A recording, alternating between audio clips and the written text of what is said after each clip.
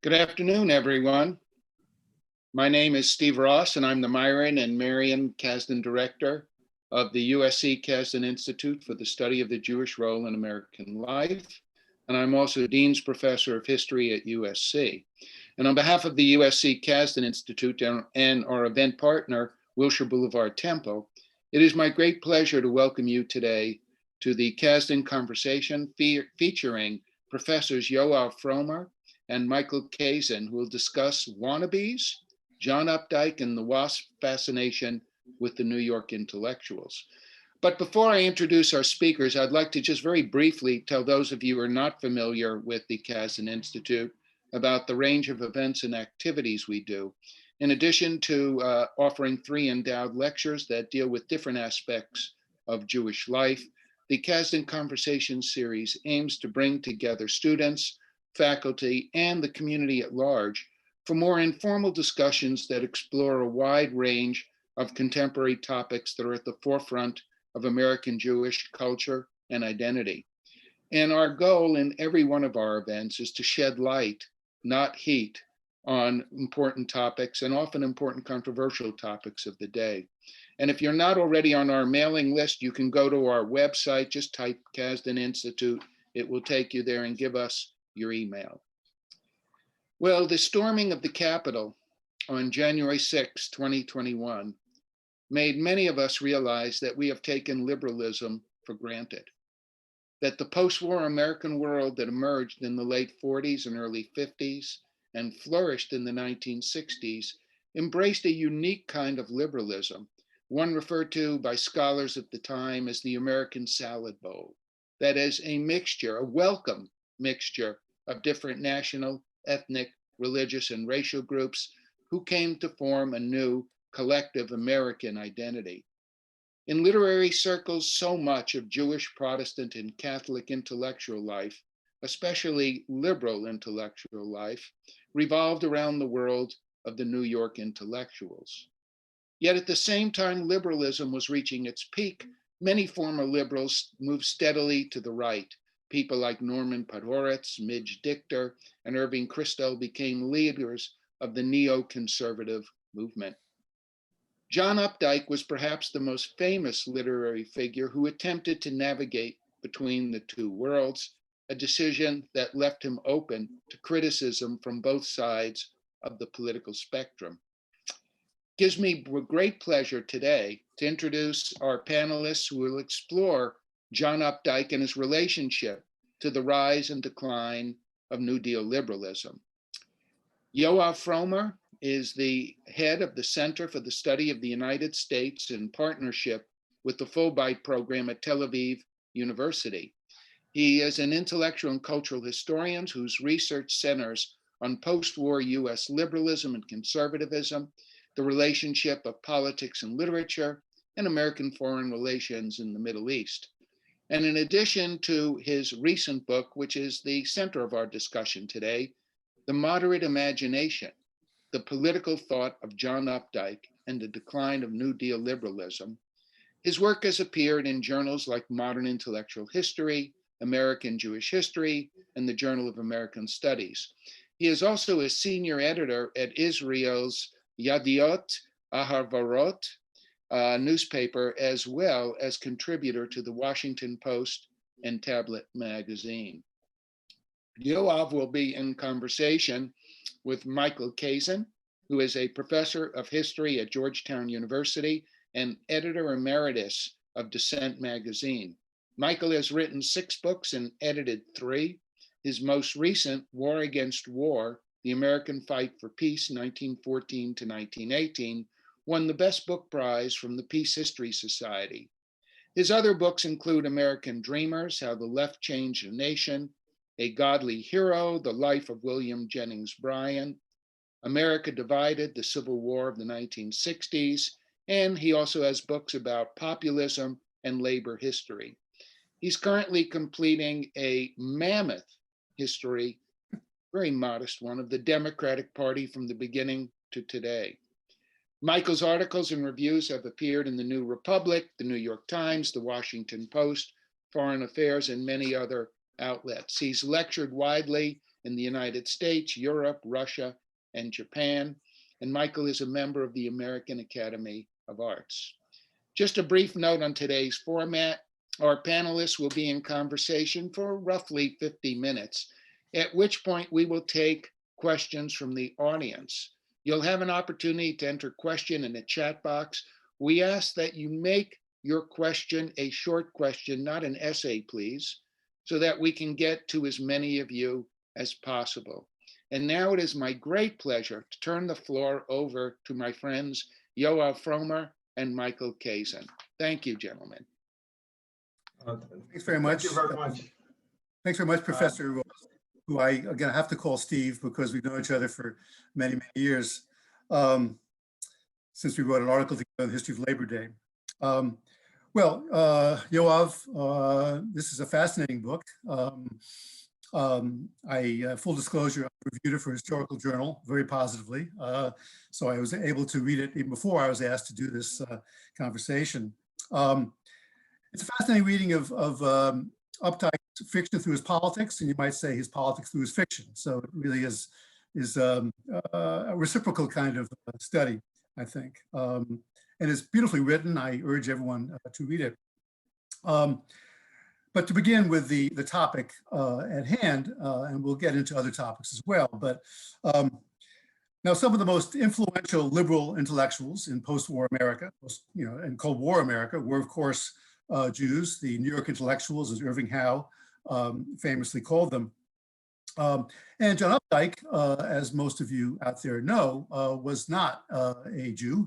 He was a Protestant from a working class family in a small town in Pennsylvania, which he wrote about beautifully and famously in the Rabbit tetralogy and elsewhere.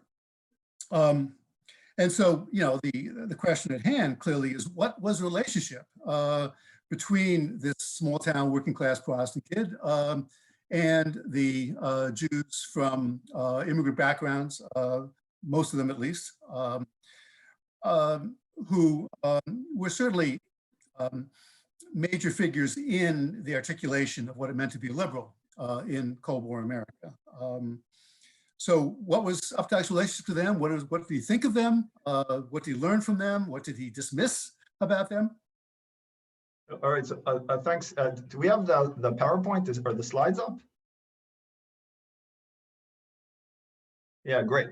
All right, just take a second just to view these, and I'll take the second just to convey my gratitude, first of all, to Casden, to Steve, Ross, and Lisa Ansel for helping organize this, and of course to Michael for agreeing to participate, and for all the kind words. I want to say that both being here with Steve and Michael, kind of two of the greatest, I think, historians of the American left in the 20th century, is certainly a great honor for me, and I did want to convey my gratitude for this event and for your participation, both of you.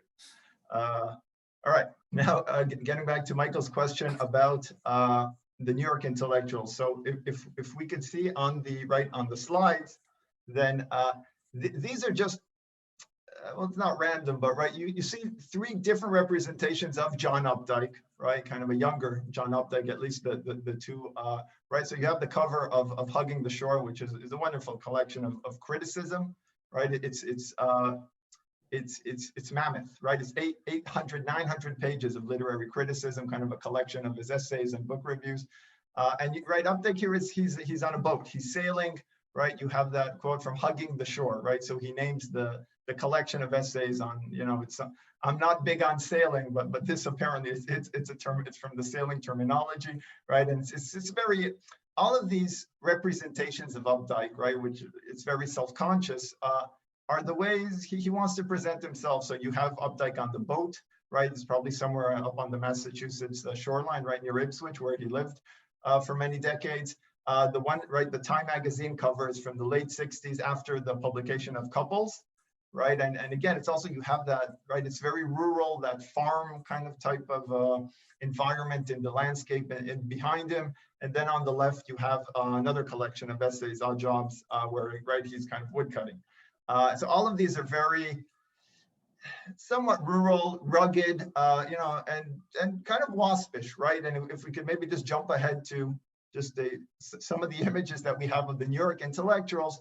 Right now, Irving Howe might have been a big fan of sailing. I doubt it, right? Maybe Michael can correct me, right? But this is kind of the way they represented themselves, right? Kind of very scholarly.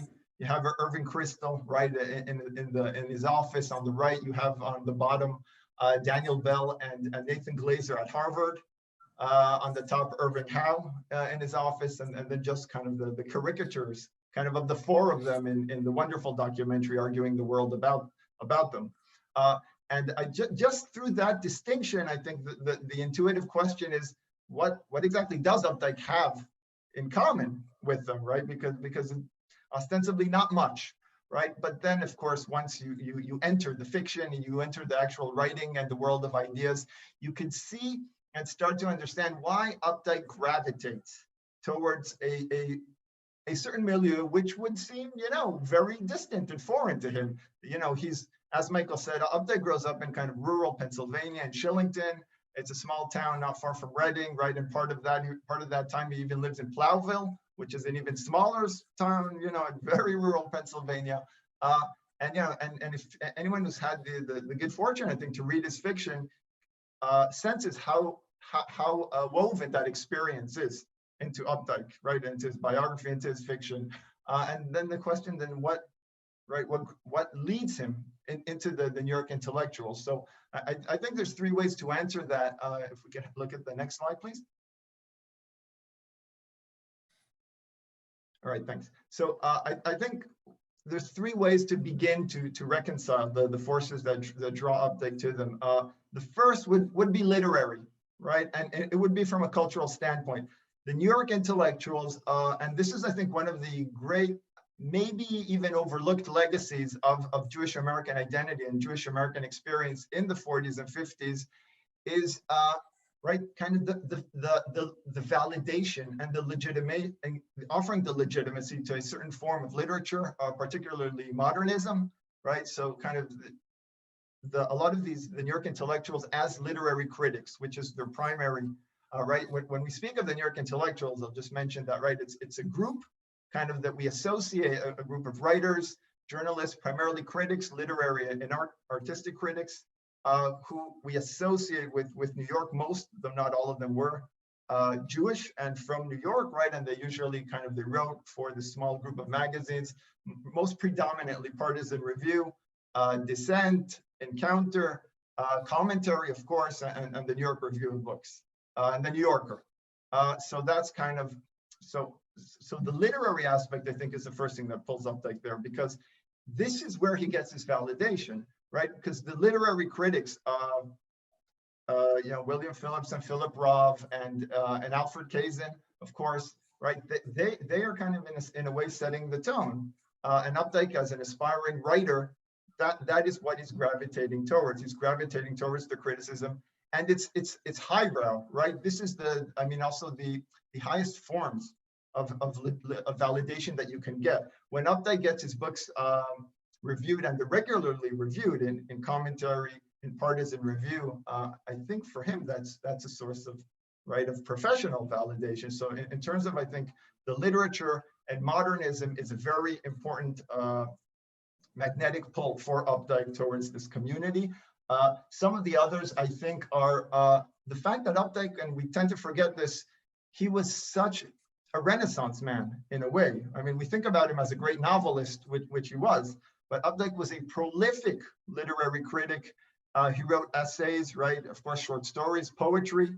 And in a sense, Philip Roth once had this kind of very Rothian complaint saying that, John Updike knows everything about everything, and I don't know anything about anything, right? And in that sense, Updike really was a man from that intellectual community of people like Bell and Howe and Kristol, and later on also Podhoretz, who were inherently interested in everything, kind of in history and politics and literature. And one of the great, I think, legacies of the New York intellectuals is the ability to combine, right, literature and politics, and art and politics, and to transform culture into, to add a lot of meaning to culture, and to show how culture reflects a lot of kind of political sensibilities.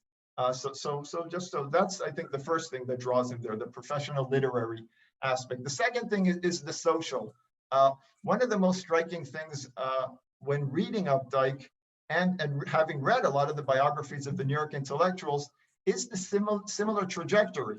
Now, we don't tend to think about it because, I mean, the New York intellectuals, right, they grow up poor, very poor in the Depression. People like Irving Howe and Dan Bell and Glazer less, but Crystal, Bell and Howe, they come from very poor working class Jewish immigrant families. Now, Updike, he comes from a rural Protestant family, but who were also very, very hard hit in the Depression. And I think one thing that always ties him to them is that belief in the American dream, right? And the social mobility and the fact that they all work very hard and they're all very bright and precocious, and they all make it really on their own, right? Kind of, this is the bootstrap theory. This is the Horatio Alger kind of rags to riches story in a way. So that leads to a certain appreciation, I think, for the American system. And we'll talk about liberalism later on.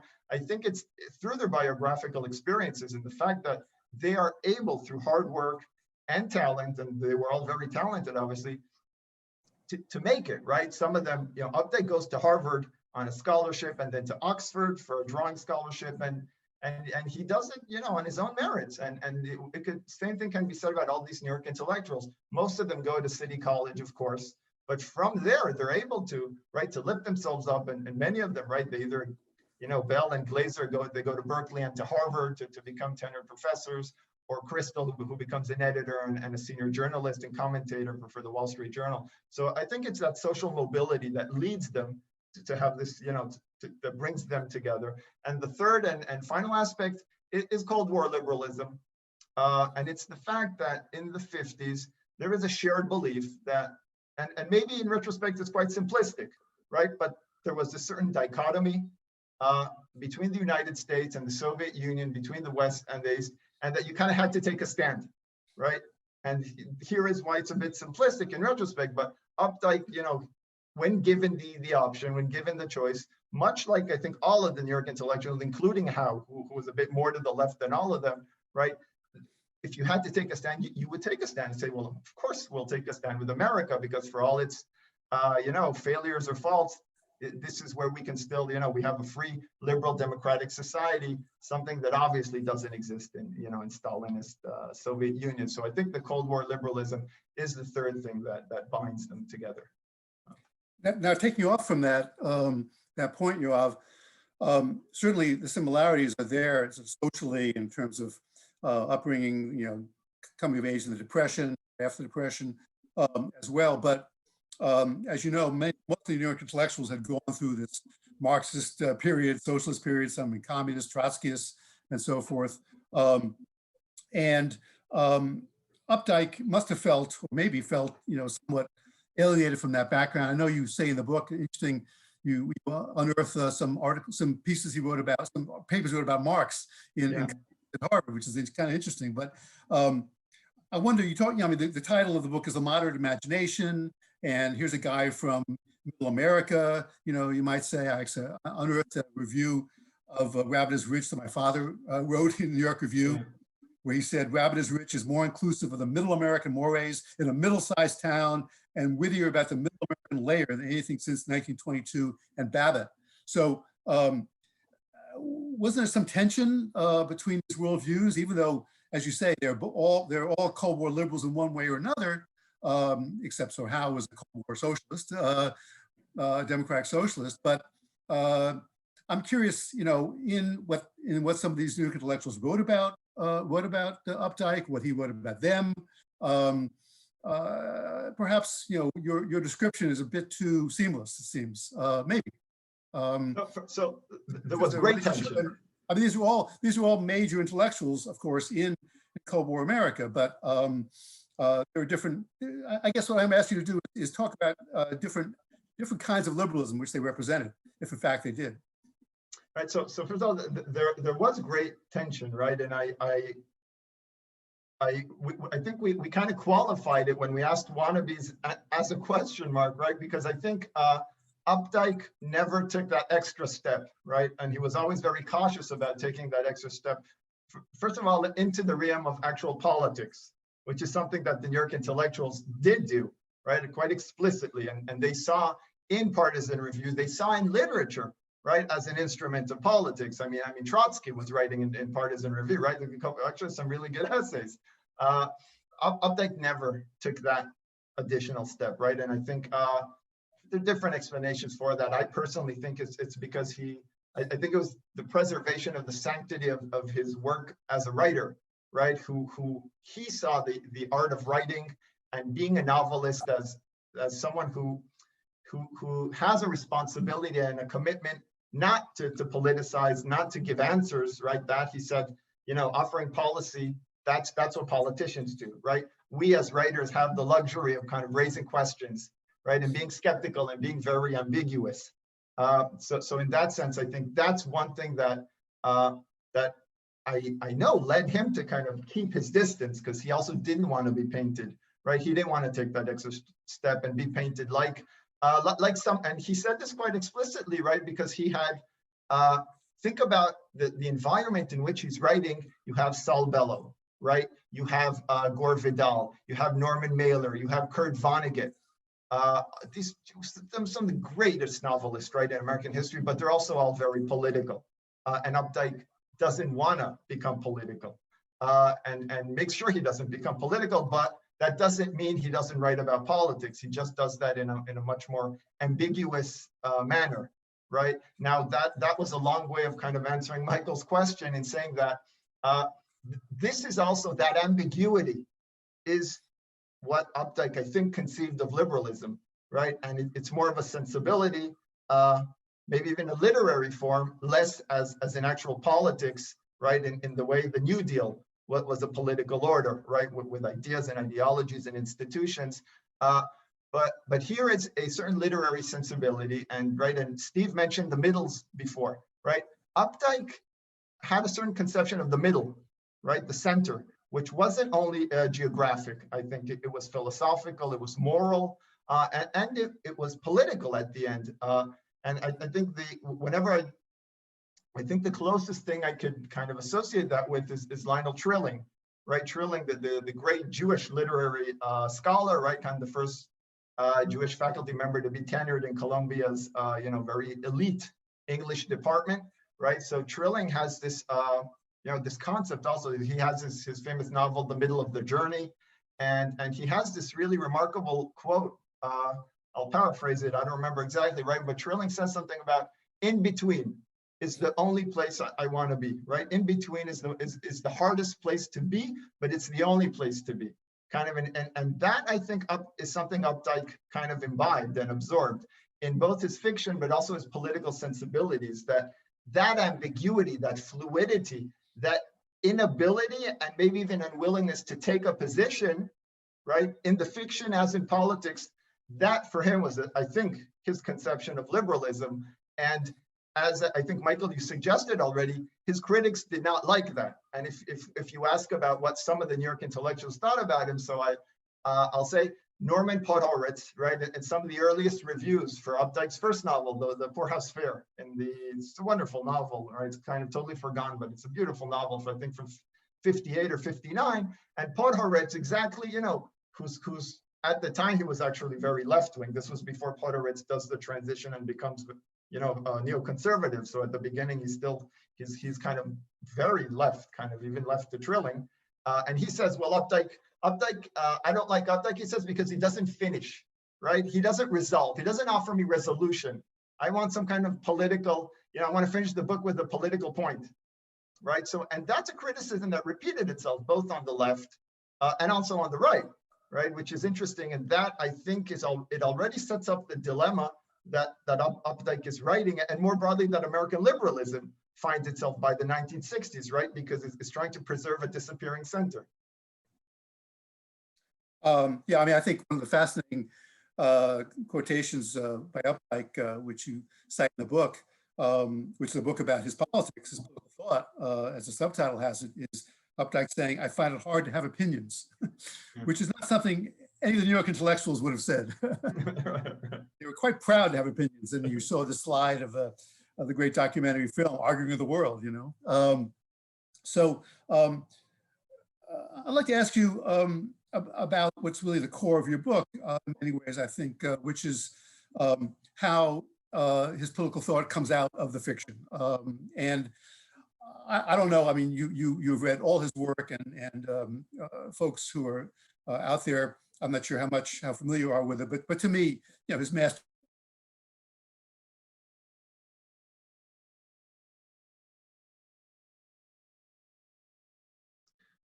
I think Michael's having technical difficulties. That he's still best known by, tetralogy. I mean, how it manifests itself and how perhaps it changes over the course of writing those books, which was 25 years, was it?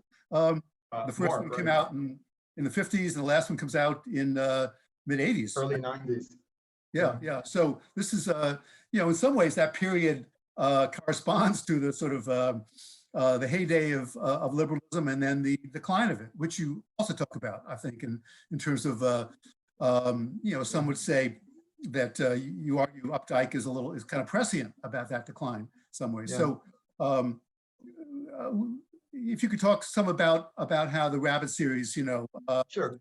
A good reflection of your general argument about his liberalism. Sure. So I want to set out and say that, and the Rabbit series, as Michael says, is probably the most famous, right? I think it's also commercially successful. It's a series of 4 books written between, I think, 1960 and the early 90s.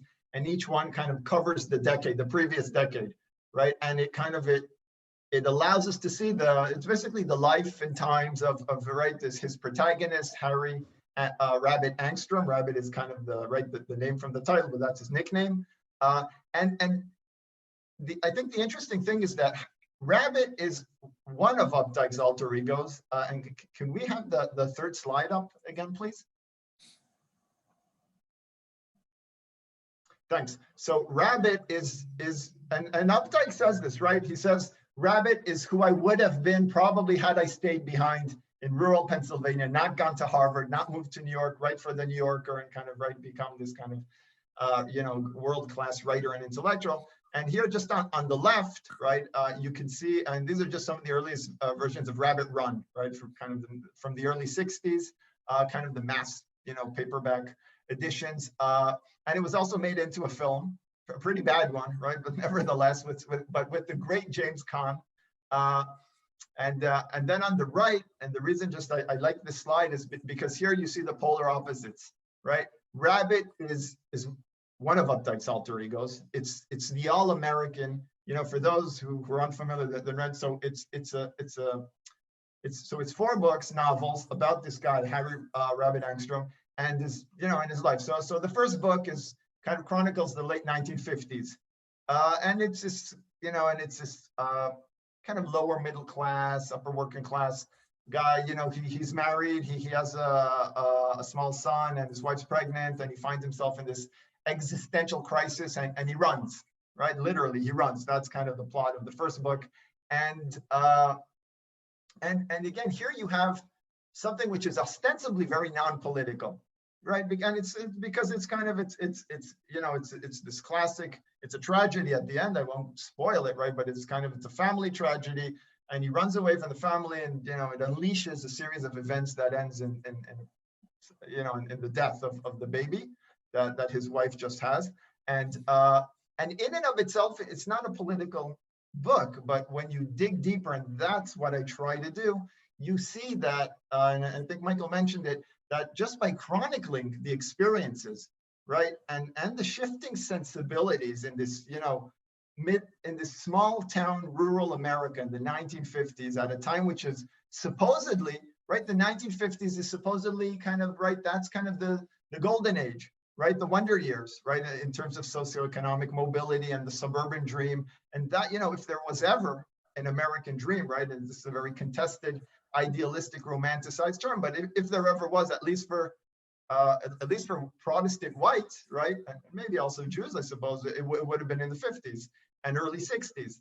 So what Updike does, I think, through the story of Harry Rabbit Angstrom and this, you know, this young family falling apart, he shows you already some of the cracks in that society, which is ostensibly, right, so kind of wonderful.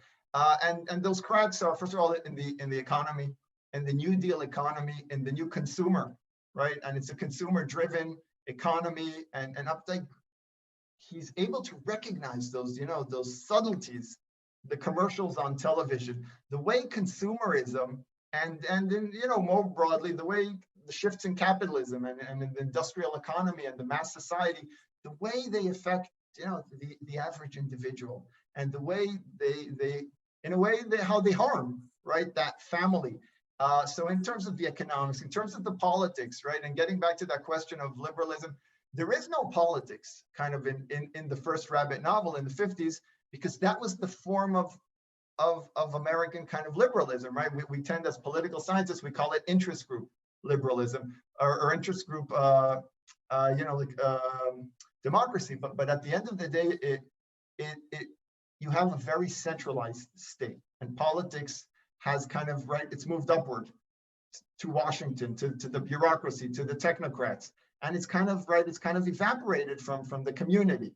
And that's another thing. And really in fact, just break into, so in a sense, do you think his critique is that liberalism has produced a kind of spiritually empty society in that sense? I mean, that was, of course, in a sense, a critique of the New Left, of some of the 50s conformism. Right. So unfortunately, yes. Yeah. And Updike, again, he was very present, and that argument about politics and the absence of politics, right? For Updike, I want to say that's not a bad thing, right? Updike says, well, and this, he develops this in the later novel, because every decade or so there's a novel about rabbits. So that's kind of, Rabbit Run is about the 50s. And then in 1971, he comes out with Rabbit Redacts, which is about the 60s. And that really, naturally, because of, right, the explosive nature of the 60s, that's by far his most political novel, certainly from the Rabbit series. And there he comes to terms with the 60s, right? He waits a few years and he writes it.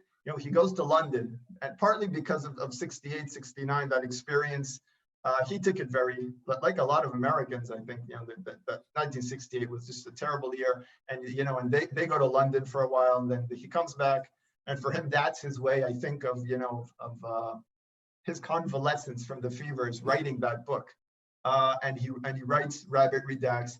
And again, and he takes the same character, and now the family is kind of back together again. And they deal with everything kind of literally in the living room. Updike brings the 60s into the Angstrom living room, right? He brings kind of Black power and kind of a counterculture, a young woman who's kind of a hippie countercultural figure.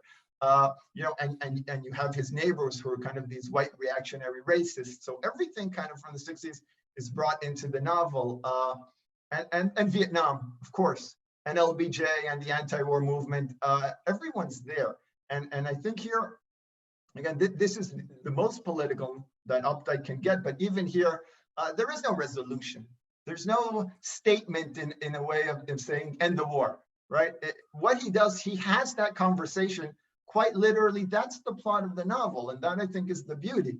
He shows you the arguments, and he does it in a very respectful manner, I must say. His character, Rabbit, is pro-Vietnam, right? And he has a flag on the car, and he flies it on purpose because he knows that kind of that the so-called liberals and the war protesters are going to get angry. So that's why he does it. And yet he himself, he undergoes an evolution, right? And throughout the novel, you have these very long, sometimes it can even make for an arduous read, right? Like 3-4 pages of him talking about Black power and all of these Marxist theories about of structural racism and all these historical theories, and same thing about the counterculture and about feminism, and he brings that, but he doesn't resolve it. He doesn't say, well, you're right, you're wrong, this protagonist is the one who's correct. And he has pages and pages of that about Vietnam. And I think some of the best way to understand the war, right, I think, and how kind of how divided American society is over it, is by reading some of those just passages that he writes, where you suddenly see, this crisis that the main protagonist, Harry, he supports the war, he hates it, but he supports it. And he has that ambivalence that Updike himself harbored, right? And maybe if we could show the final slide. All right, so thanks. So Updike, on the bottom left, you see authors take sides on Vietnam. One of the reasons Updike, I think, is very cautious about engaging in politics is this book. Because this is a book that kind of collected statements from various authors about the Vietnam War. And Updike kind of, I think in a very haphazard way, he said, well, retrospectively, he says, well, I was on vacation. I didn't have anything better to do. So I found this in the mail. So I wrote what I thought about the war, and it blew up in his face. And the New York Times, excerpted it. And of course, it wasn't an entire excerpt. And he basically is stamped as pro-war, right? And that, I think in a way that's doing him a disservice because he was much more cautious about that.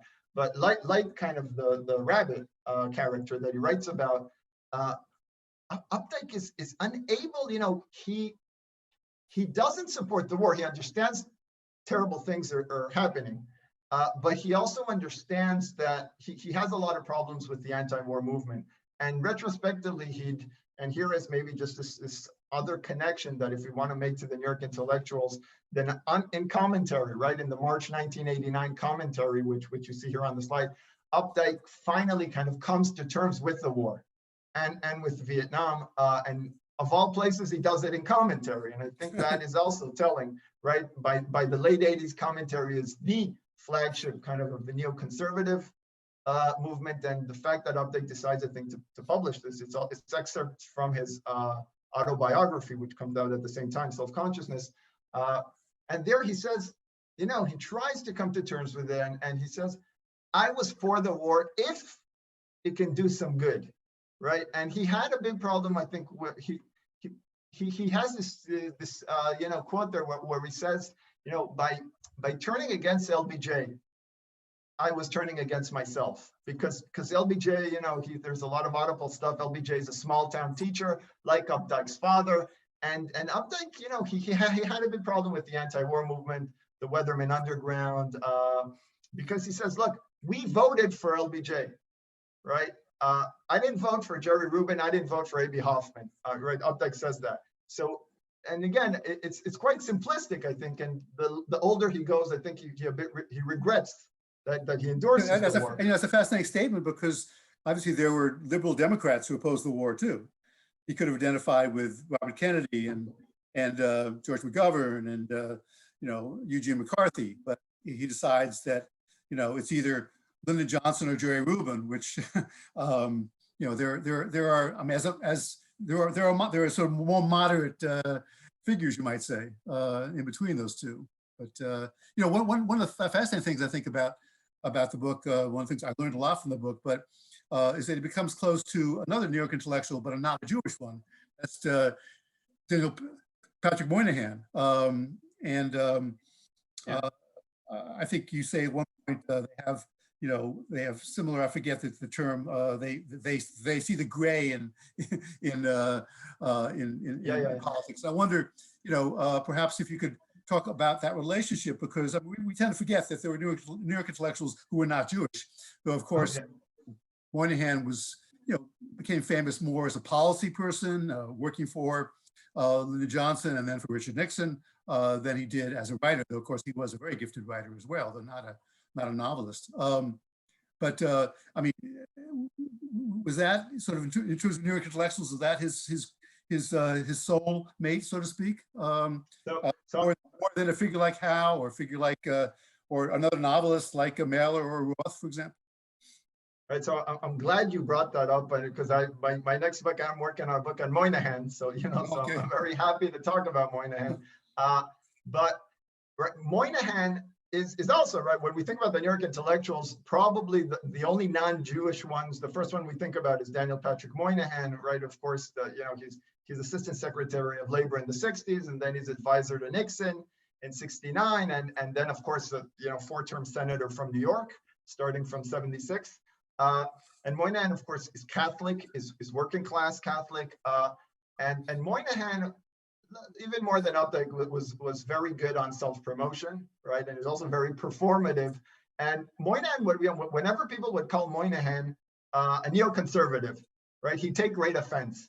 And he said, I'm not a neoconservative, right? I'm kind of a New Deal, I'm a New Deal Democrat who went to City College, right? That's kind of how he defended the City College, which is, of course, that is where all the New York intellectuals come through. That's their stamp of approval, right? Now, I think what pulls Moynihan to this crowd, like with Updike, it's the intellectual legitimacy, right? And for Updike, it was as a writer. For Moynihan, it's as an intellectual. And even the fact he said that thing about, that line about City College, again, he didn't go to City College that much, right? He only takes a few semesters there. He gets most of his degree in Tufts. But it shows you just that statement, right? I went to City College. That would have been, I think, unheard of 30, 40 years earlier, right? That's a statement he makes in the 70s. And it tells us something, I think, about the place of Jewish American intellectuals, that suddenly you want to associate yourself with them, right? Even, or maybe especially because you're a working class Catholic intellectual. So that's one thing. And then more broadly, I think what Michael asked also, a lot of the non-Jewish New York intellectuals, especially Dwight McDonald, Mary McCarthy, both of them are at the New Yorker with Updike. And that's also very important. And Updike establishes a relationship with both of them, especially with McDonald, less with McCarthy. And maybe this is also the place to mention the New Yorker, right? Because the New Yorker kind of in the 50s, it becomes the driving engine, I think, of American mainstream liberalism.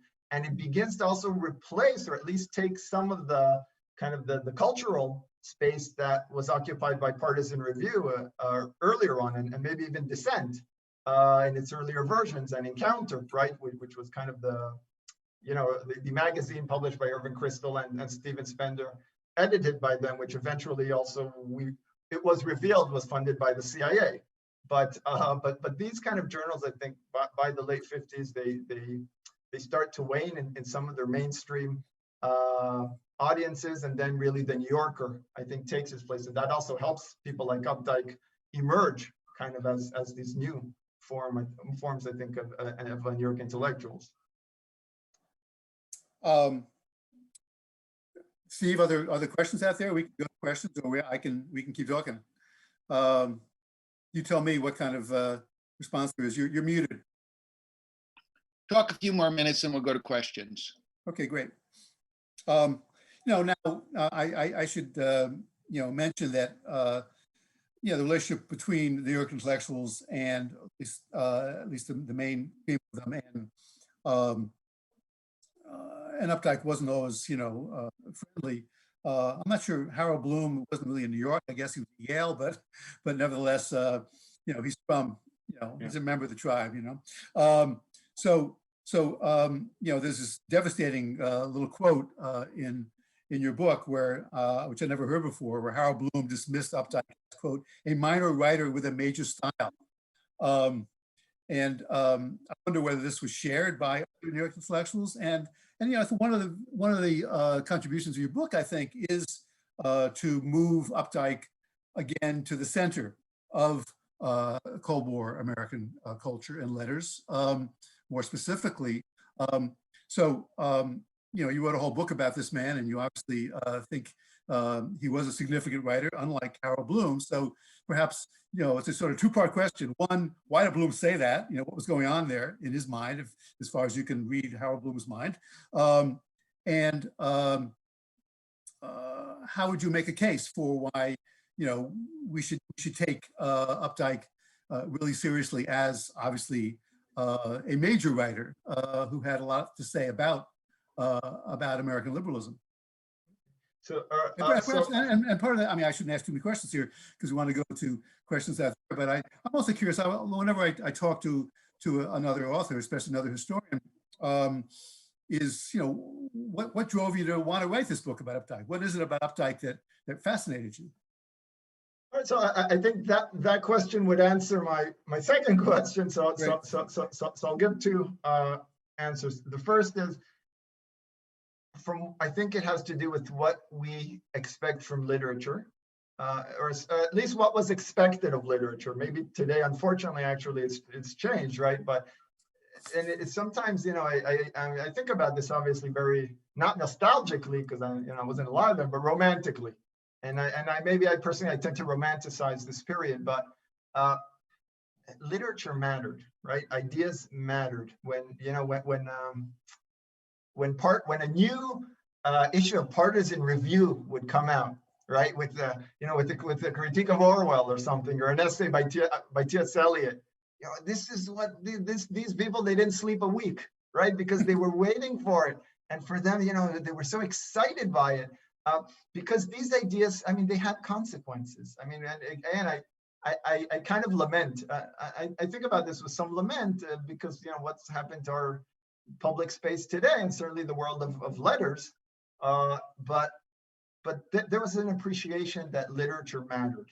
And I think one of the reasons that someone like Bloom made that comment, and he wasn't the only one, right? Gore Vidal, Norman Mailer, they all wrote very harsh criticisms of Updike in the 50s and 60s along those similar lines, right? And they were saying, well, look, Updike is a master of words, right? And he's a master of words. And David Foster Wallace, you know, he did not like Updike, and this is already a different generation, and he wrote, I think this is much later in the 80s or 90s, you know, something along the line that I won't use the expletives, but I'll just say that, he says something about Updike that the guy has never had a thought left unpublished, right? In a way that everything, you know, because he was so prolific and he wrote about everything all the time. But one of the things that I think made people like Bloom quite hostile to some of Updike's fiction is that they wanted answers, they wanted resolution. They went to the book the same way you'd go to a Norman Mailer novel, right? Or to Gore Vidal, who are two wonderful writers, or even Saul Bellow, you know, it's Augie Marge or something. There are ideas there, and they're taken seriously, and they're quite explicit. And Updike didn't do that. He didn't do that because his politics were a politics of apolitics. And what I mean by that is, here was a form of liberalism which was committed to the private sphere, which really kind of outsourced the political responsibilities to the state, right? To the welfare state, to the technocrats, and there was trust, right? I don't think we can't maybe make that analogy today, but there was a certain trust in government, right? And for Updike, and he has this remarkable passage and very revealing. He says, my biggest problem with Vietnam in the 60s is that they forced me to think about politics, right? And that, in a way, I think, and Michael's right, that's what the New Left was trying to do, in a way, and say, look, if we had people engaged, if we had, you know, what the Students for a Democratic Society called participatory democracy, then maybe we wouldn't have had this atrocious war, right? Maybe we wouldn't have had McNamara and the Pentagon and McGeorge Bundy and all of these intellectuals, right? And these are all intellectuals, by the way. You know, LBJ would call them the Cambridge crowd, right? Because they were all out of Harvard and MIT. But you're saying, wait, but if this is what the ruling class did, it got us into Vietnam. The urban riots, the racial injustices of 1960s America, and then of course Watergate in the early 70s. Then maybe the system is flawed, right? Maybe we need to refine and reform and fix American democracy. And that's something that Updike much later in his life is going to, I think, come to terms with in the 80s and 90s when he looks back on the 60s. And to answer your second question is, what made me write this is the fact that I was writing history, and I was interested in history, but I also love literature, and both academically as a scholar, but also just the way I think about the world. And maybe some of this is, some of the stuff I imbibed from the New York intellectuals. I would like to think, I grew up in New York in the 80s. It's not exactly right. It's not the heyday of New York intellectuals, but even as a kid, and I think some of that respect for literature as a way to navigate the world, right, and negotiate politics and society, that is something I always felt is the best way to think about history. And then when I tried to think about liberalism in the 50s and 60s, and this was kind of organic, I wasn't shopping around for a novel, right? I look back and I said, well, the Rabbit series, Updike's novels in the 50s and 60s are remarkable because they tell me and they show me, as a historian, a lot of these inherent problems rooted in American liberalism, right? And we mentioned some of these problems of democracy, of how to govern, right? Problems of capitalism and consumerism, problems of morality and norms, of science eroding and replacing the role of religion, right? We haven't talked a lot about religion, but religion is so fundamental to Updike, right? And here maybe it's also something that sets him apart from the New York intellectuals, right? Who are mostly, most of them at least, except for Irving Kristol, at least, up until the 60s, they were very kind of a secular and Marxist, right? They were socialists. That's how, if you'd ask them what your religion was, they'd say, well, we were socialists, right? And so that is also something that Updike recognizes in the 50s, that there's something's wrong here, right? This overemphasis on science, it has completely overtaken any moral foundation for our society, and this might lead to a lot of bad places, right? So for me, just reading through Updike answered a lot of questions that I could not find in the standard historical record of reading Howe and Kristol and Bell and whatever and American liberal writers from the 50s. Great. I think we have some questions. Professor Ross, do you want to take over the microphone? Yes. Okay, first question. I wonder if the reason Updike stayed clear of overtly political themes was that he recognized that, unlike Roth, he had little talent for the genre. His late novel, Terrorist, is a case in point. Do you deal with that novel in your book, Yoav? Terrorist is not one of Updike's best works. And I think even Updike, certainly Updike's critics, but even Updike would probably, recognize that, and I agree. And in Terrorist, he does deal, right? He writes it right after 9/11, and it's one of his last novels, right? He passes in 2009, and I think Updike's, and here this might sound kind of contradictory, but Updike's most political novels are the ones that are not overtly political, right? And maybe the example that the person who asked the question, it's a very good question, right? I think that you already recognize that when Updike does try to maybe cross that Rubicon and write like a Gore Vidal or a Norman Mailer, a political novel, it just the fiction isn't as good. And I tend to agree. Terrorist is not one of his better novels, and maybe that's the reason for it. Another interesting question. I think Rabbit would have been intrigued and amused by identity politics and wokeness, but I think Updike would have been exasperated. Do you agree? Well, yeah, I agree because already, I mean, this stuff obviously now it's reached it's evolved, right? But this stuff was already there in the 60s. And if we think about Rabbit Redacts, Updike's novel about the 60s, identity politics is everywhere, and I certainly agree with this comment. And Rabbit gives us the reaction that, and here's part of why I think it's so prescient, because here, right in the late 60s, you already get a sense of this, white working class male, by today's standards or discourse, we would call him privileged, even though he does not see himself as privileged in any way, right? On the contrary, he's poor, he works hard, and he kind of, he starts out working class, and then he kind of, he has a string of jobs, and then he gets a job at a car dealership owned by his wife's father. So kind of he attains some kind of middle class respectability, and then in the third novel, Rabbit is Rich, that Michael mentioned, and there he kind of makes the American dream and becomes kind of quite wealthy. But I think that Rabbit, he's enraged. He's enraged by this stuff, and every time he sees every time one of the protagonists talk to him about, about Black Power or feminism or the counterculture, then he gives I think a response that today, and again, we don't need to get into the ethics of this, but that he'd give you a response that you probably hear on Fox News, right? Kind of saying, well, what about me? What about affirmative action for me? And he already, I think he senses this you could see in Rabbit this feeling of being under siege, right? Literally, of this kind of working class white guy who's saying, well, what about me, right? Why are the African Americans, why are the women all protesting? What about me? I'm also being screwed. And actually in that novel, right, from 1971, Updike quite brilliantly demonstrates, right, he works in a printing factory, and the printing factory digitizes, and right, it goes through automation, and he gets fired, right? And then he finds himself, right, midlife, without a job, without a pension, and because the plant closed, right? And this is, think about modern American politics. Think about the appeal of Trump, right? Or even before that, the ability to make, to tell a narrative for these working class white Americans.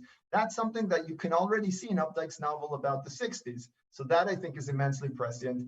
And as for Updike himself, yeah, he did not have a lot of patience for this stuff. When you read his criticisms of a lot of kind of the new left writers, Marge Piercy, kind of the Dance the Eagle to Sleep is a novel. I just remember because Updike really hated that novel and he excoriates it. But he does it exactly because he doesn't have a problem in and of itself with the ideas of the new left. And I'll just say that Updike votes for McGovern, right? And I want to make that clear. He doesn't, and he votes for Hubert Humphrey. I mean, he has this wonderful line in his the autobiography. He says, in 1968, I voted for Hubert Humphrey, and to my relief, he lost.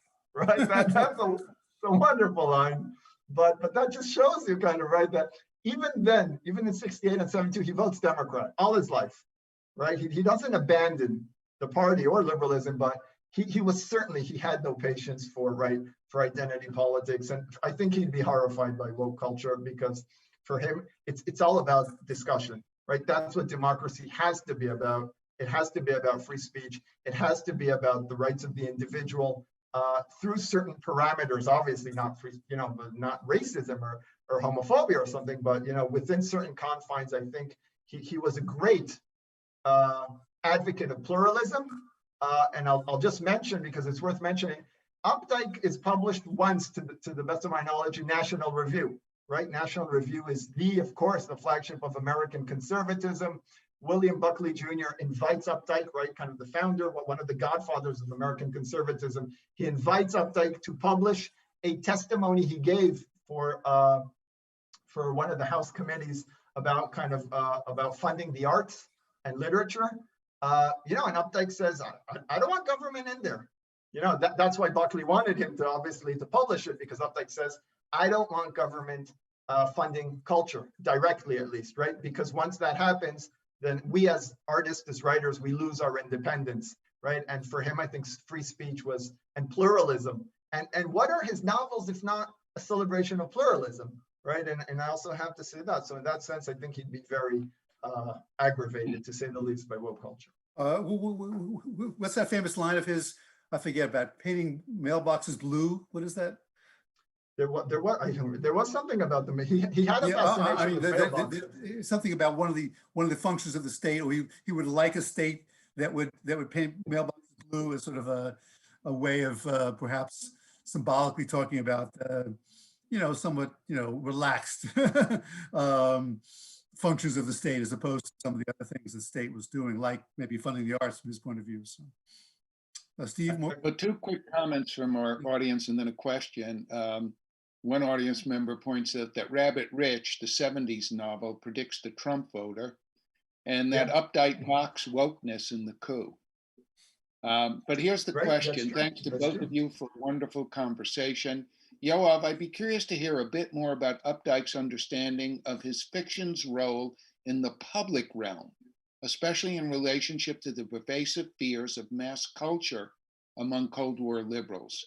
How did he envision literary fiction's place in a broader cultural landscape, as well as that landscape's effect on political culture and discourse? That's a great question, right? That's a question worthy of an academic article at the very least. Updike had always, right, he had a certain image of what is the task of the writer, right? And for him, it was, right, it was never It was never preaching, it was never teaching, but it was chronicling the society. And in that sense, Updike, I think, is a very talented realist, right, in terms of realism as a form of literature, because he paints, right? And I use that verb on purpose because Updike, and this is less known, but Updike, his initial goal was to be a cartoonist, not to be a writer, right? This is he goes, after he finishes kind of his undergrad at Harvard, he goes to Oxford to study drawing, right? And he actually wanted to be a cartoonist, and he draws some stuff for the Lampoon while he's in Harvard, and he also he dabbles kind of with some political cartoons in the late 50s, but eventually, he comes back to writing, and writing for him, I think, is you paint, right? That's what you do. You use words to paint a literary landscape, and in that sense, I think he did it in a very precise manner, right? And when I mean precise, it's three-dimensional, right? He's able to penetrate, I think, the banalities, I suppose, right? And try to highlight, I think, all of those nuances and anxieties and fears that people have, right? And in that way, I think he's immensely perceptive. One of the most perceptive writers, that I've ever read. And that, I think, that ties to also his function as a social thinker or even a political thinker, because he's able to, right? And if we use the Rabbit novels as examples, right? He's able to identify kind of these anxieties that that this white working classes Americans are already feeling in the 50s and in the 60s, right? And there's the way he just depicts, I'll just give an example from a scene which I use for the epigraph of the book.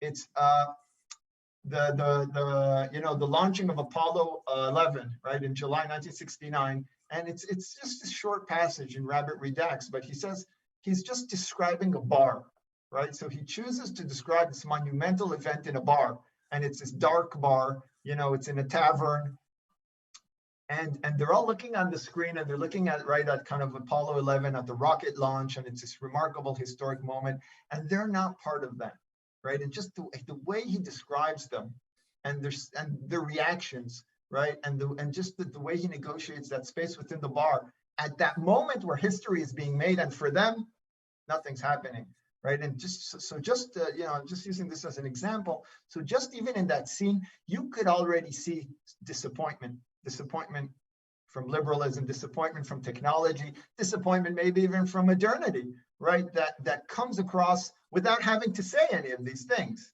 right? Now, of course, Updike, he demands something from the readers, right? A lot of writers don't do that, right? But that's why there's something very demanding about reading him, because it forces you to pay attention to nuances and to think through. And one of the things I tried to contribute about Updike is the fact that he is a very intellectual writer, right? And he's not just superficial in the way, someone like Harold Bloom would have described him and did describe him, but there's a great deal of knowledge, historical knowledge, political philosophy, that international relations, right? Updike read Marx, he read Weber, he read Plato.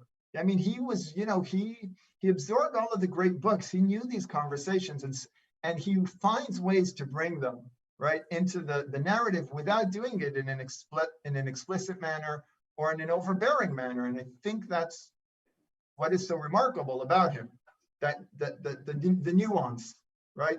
The way that he invites readers to think through the problems he raises, and then after you finish reading the Updike book, then you just start to think about it, right? And that's when all the conclusions and the power of literature really makes itself felt.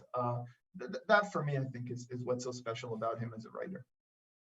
We have I think, a very good question here. Is there another novelist beside Updike who would have allowed you to write a similar cultural history of 20th century American politics? Or is Updike a unique figure? That's a great question, right? And I originally I probably would have written this, and I think originally I wanted to write it also in kind of to see a parallel development of Updike and Bellow, right? Someone like Saul Bellow. But my main interest is liberalism and the evolution of liberalism.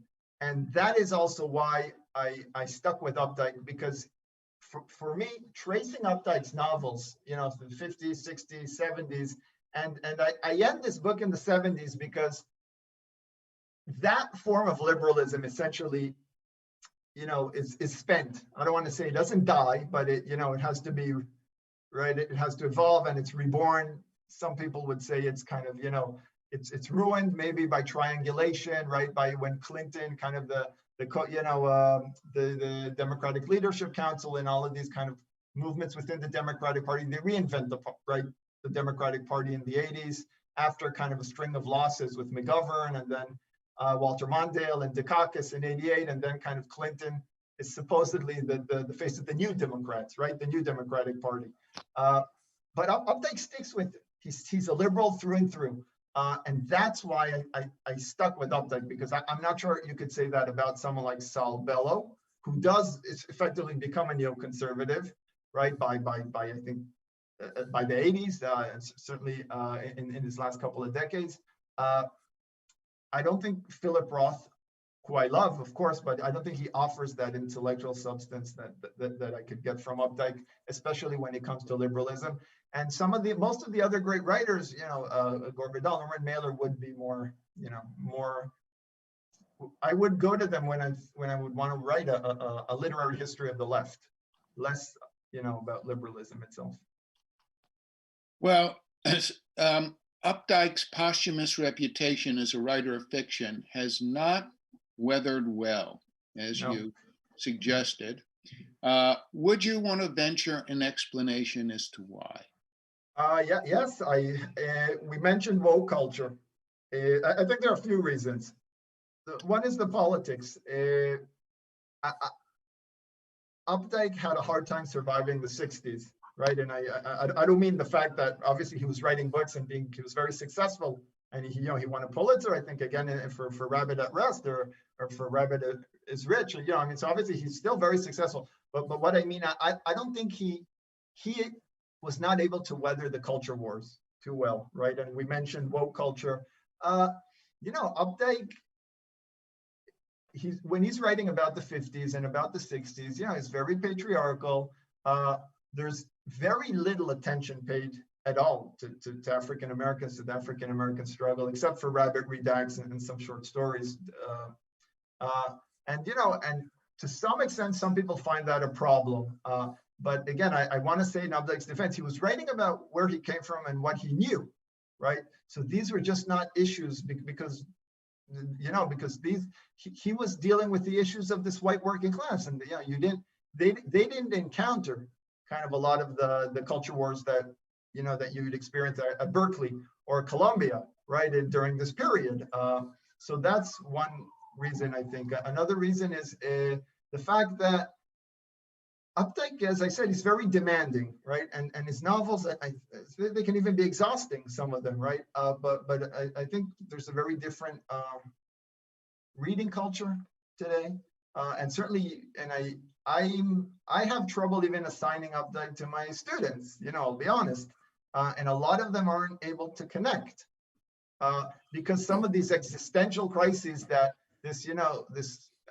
one student once told me, I can't identify with an ex basketball athlete star from rural Pennsylvania. I don't care, right? I don't care. He doesn't speak to me.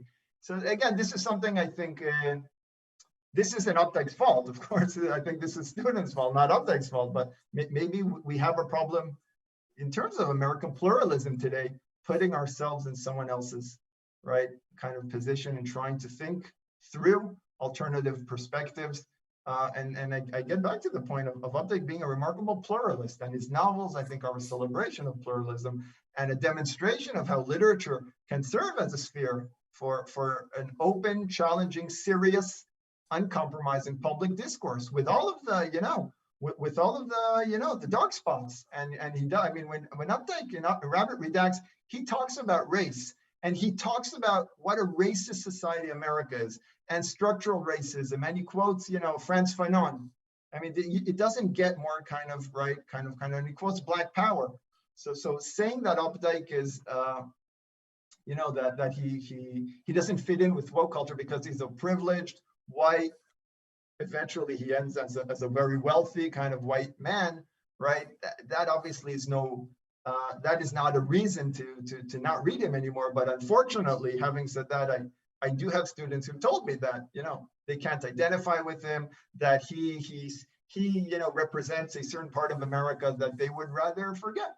And I think if I could offer a quick comment, I think one of the things I love about Updike's work, especially the Rabbit series, which might make it hard for people in the late teens, early 20s to identify with him, whatever their background might be, is that it's so intensely and precise portraits of those periods. Whereas Roth is you could argue always writing about different aspects of himself, but obviously Updike based Rabbit to certainly get people like him. But what's wonderful about those books and rereading them is the shocking recognition about how close he got to the texture of life, in this town, in America generally, little details. So for historians, obviously he wanted to be appreciated by literary critics, but for historians, he's a wonderful sources still, I think, for what life was like for a lot of people in the country, at least aspects of that, about the mass culture, about rich people buying Krugerrands, for example, which he talks about in Rabbit is Rich, and using them as a sort of sexual, I'm not sure what the term is, but, there's ways in which, reading them, I remember saying, yes, that's right. Yes, that's right. That's, he really had this wonderful sense of what was going on and observation. In that sense, perhaps, he could be appreciated as a historian, even if people can't appreciate him as a, in terms of the characters. All right, I think a last question, I'm going to combine two, and then we'll call it an afternoon. Are there any women during this period that Updike is writing that speak to these issues, any female writers? And is there any contemporary writer whose relationship to US liberalism strikes you as equally fascinating or as culturally significant as Updike's? So first, about the women writers, Updike was, I think, he did have some kind of relationship just in terms of criticism, certainly with Cynthia Ozick, Mary McCarthy, right? She was also, essayist and novelist, of course, and also at the New Yorker, and I think, and McCarthy was a big fan of Updike's work, right? And I think that also matters, and maybe also tying this to the previous question, a lot of the positive criticism that he got, that his novels got from whether it's McCarthy or Ozick or some other female reviewers who just their names don't come to mind right now. But the fact that Updike, he treats, not Updike of course, but the protagonist of the Rabbit novels are, they treat women in a pretty bad way. Certainly in Rabbit Run, but I think the remarkable thing about some of the criticism written by women about these novels is that they don't see that as the as the main issue. I mean, they see that as one of the many dimensions of Rabbit, right, and a problematic dimension. But they're able to look past that, I think, to some of the broader questions that his fiction raises, and that is something I think that today, when we think about contemporary criticism, some of the readers and critics aren't able to do, right? And if you read some of the contemporary criticism, going back and reading Rabbit, they're saying, well, look, he treats his woman Ruth, right? There's Ruth, he has an affair with her. He treats her very badly in the first novel, but that's part of the complexity of his character. And yet a lot of the critics today would say, well, no, that means, we shouldn't read him, or we need to dismiss him, and we need to kind of dismiss the whole novel. As for a contemporary writer who deals with American liberalism,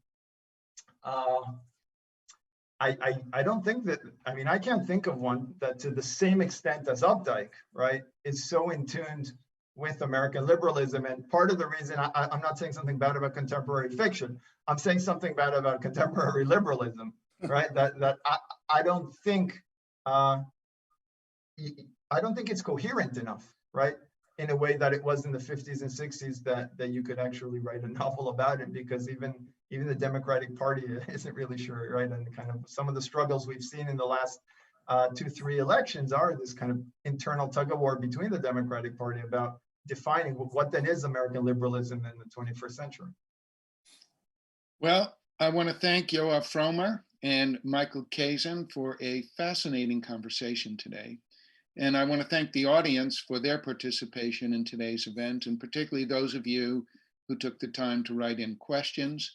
We hope to see you all at our next Casden event. Have a wonderful, sunny Sunday. Bye, everyone. Thank you.